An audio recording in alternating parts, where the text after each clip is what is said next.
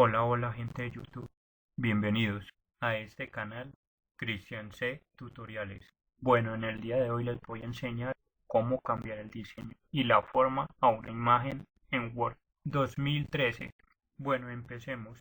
Le damos doble clic en Word. Nos dirigimos en la parte donde dice documento en blanco. Paso 1. Nos dirigimos a insertar y después a cuadro de texto.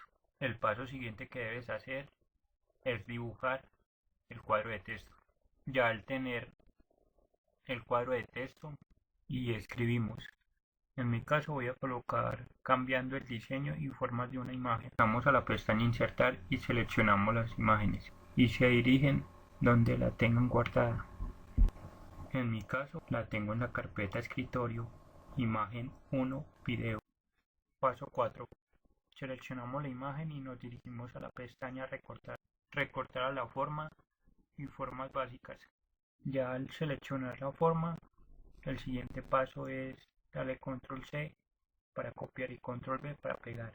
Volvemos a repetir el mismo procedimiento. Recortar, recortar a la forma y seleccionamos el diseño, la forma en que necesite la imagen. Paso 5. Nos dirigimos a archivo y le damos en guardar como. En mi caso lo voy a guardar como documento 1. Bueno, eso es todo. No olvide darle like, suscribirse y activar la campanita de notificaciones para que YouTube te informe de mis nuevos videos.